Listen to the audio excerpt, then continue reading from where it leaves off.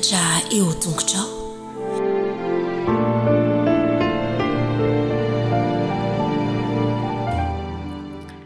Tonga eo amin'ny fotoanany zaza kely indray tsika zao famerenana ny lesona fahafiry moa zao ankizy kely mahay manisa ve lesona fahasivy fa alohan'izay aloha dia andeha tsika hifampiarahaba hanao hira manahoana tsika dia efa avy eo dia mivavaka dia hanao lesona ao are isa roa telo manahoana falita fahoana raha vo mahitanao manahoana ianao manahoana tompo salama tsara ve zazakely rehetra rehetra efa mahazo toerana ao are andao ary tsika hivavaka akambana ny tanana ahondrika ny loha akipy ny maso vavaka isika Jesosy malalo misaotra anao zahay fa omenao fotoana hamerina lesona tahiomba o zaza endry amin'ny anaran'i Jesosy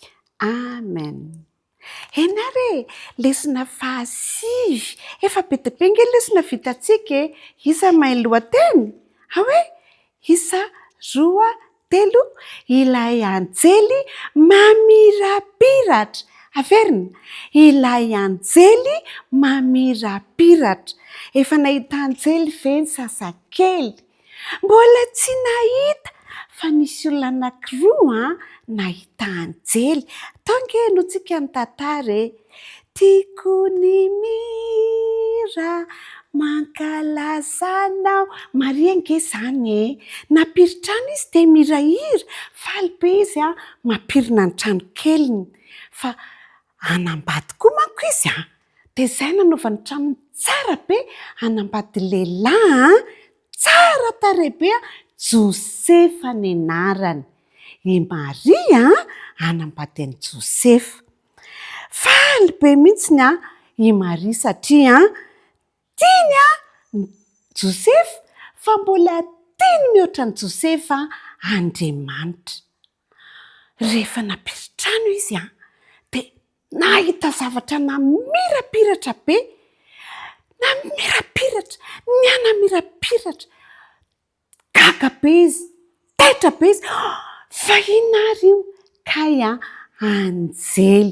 anjely misy elatra ohatra ny olona nge zany dia misy elatra dia ozy izy le anjely hoe Maria aza matahotra fa hiteny zavatra tsara be aminao ahoana ozy Maria zao Maria ianao dia anana zazakely ao anaty kibonao dia ny anarany ataonao hoe Jesosy dia ozy Maria hoay zaho raha mbola tsy manambady akory tsy maninona ka ozy le anjely fa zanak'Andriamanitra ny ao akibonao zanak'iza hono zanak'Andriamanitra ny atao akibonao faly be rak'izy Maria dia lasa izy niazakazana ka ny amin'ny Josefa dia niteneniny tamin'i Josefa ny vaovao gaga be indray Josefa inona ary izany totra miteniteny foana ve Maria tsy niteniteny foana Maria fa i Josefa ihany koa dia mahay mihaino ny feon'ny anjely lasa Josefa nody tany an-tranony lasa Maria nody tany an-tranony dia nieritreritra Josefa inona ary izany anjely hony niresaka tamin'i Maria zazakely hony ao anaty kibon'i Maria Jesosy hony ny anaran'ilay zazakely tafatory rak'izy Josefa dia iny ilay anjely fa nipoitra teo amin'ny Josefa dia niresaka tamin'i Josefa hoe aza matahotra fa zanak'Andriamanitra ny ao akibon'i Maria faly be ihany koa ny Josefa afaka manampy an'i Josefa nge Jesosy Maria sy Josefa afaka manampy an'Andriamanitra i Maria sy Josefa mahafinaritra be tsika afaka manampy ihany koa manampy ny olona dia manampy an'Andriamanitra tahaka ny Maria sy Josefa Atsangana hoe ny tanan'ny ankizy te hanampy an'Andriamanitra ohatran'ny Maria sy Josefa. Za ihany koa anangatanana mihitsy aho fa za koa te hanampy an'Andriamanitra tahaka ny Maria sy Josefa. Ao ary averintsika ary ty teny ty za miteny dia nareo mamerina. Misaotra anao Andriamanitra, averina hoe misaotra anao Andriamanitra fa nifidy anay ho mpanampy anao ianao. Ho mpanampy anao ianao. Azoko itokiana ianao, ary ianao hoe eny aminao aho. Bravo! Mahay mamerina ny ankizy rehetrarehetra. Endry be tia manampy an'Andriamanitra tahaka ny Maria sy Josefa rehefa nahita an'ilay anjely mamirapiratra. Dia izay indray ary no lesintsika amin'ny hery no hitantsika hoe taiza ary ilay zazakely. Fa andaontsika hifanao veloma ary. Ao ary hifanao veloma isika izao. 1, 2, 3. Dia mifanao veloma, dia mifanao veloma amin'ny herindray. Veloma tompoko, dia endry tsara daholo ny zazakely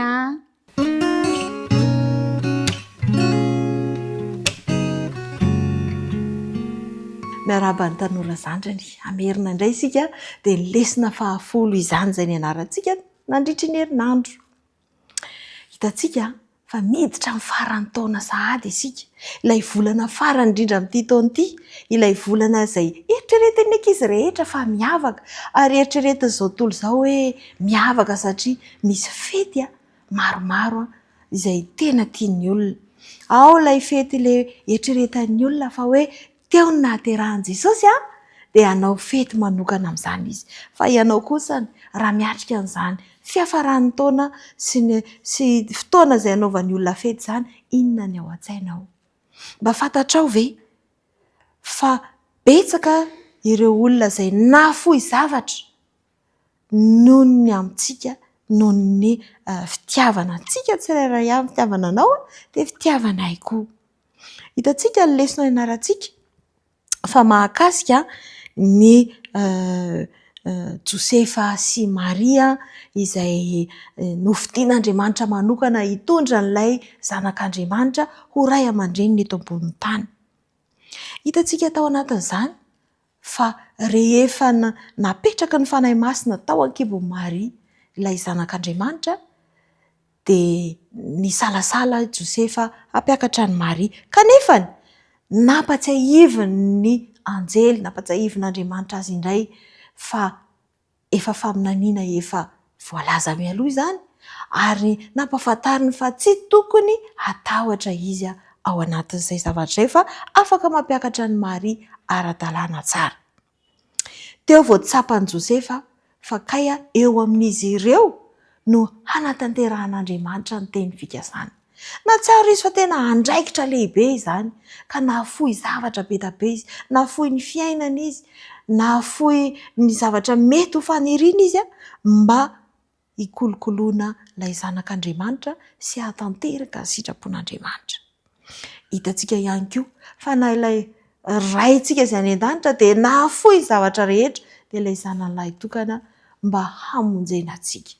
Fa foizana lehibe izany, ary indrindra moa fa i Jesosy ilay zanak'Andriamanitra dia nahafohy ny zavatra rehetra ihany koa noho ny amintsika, satria dia nahafohy ny zavatra tsara indrindra tany an-danitra, ny fiombian'ny anjely, ny maha-Andriamanitra azy, ary ny tena loza dia raha sanatria izy ka voapety ny fahotana dia nahafohy ny tanteraka ny rainy, ary tsy afaka ny ho tafaraka indray intsony ny ray sy ny zanaka.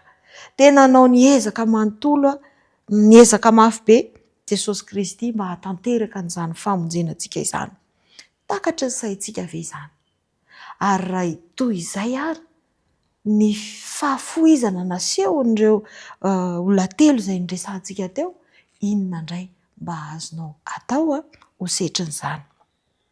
moa ve variana ny fety fotsiny na eritreritra hanomana fety akanjo kiraro sakafo tahaka ny olona rehetra fa aoka ianao atsapa fa tianao Jesosy ary nahafoy zavatra rehetra amonjenanao.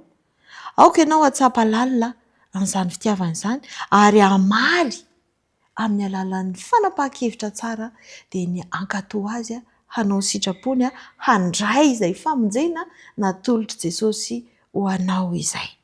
Mino aho fa voaraintsika ny lesona. Ilay hafatra nampitaina manao hoe naneho ny fahasoavan'Andriamanitra tamin'ny namoizany zavatra rehetra Jesosy mba hamonjena izao tontolo izao. Ho raisintsika izany ary ho tonga fiainana ho antsika. Izay ny lesona nianarana nandritra ny herinandro dia mirary soa ho antsika tsirairay avy. Mandra-peo indray ary.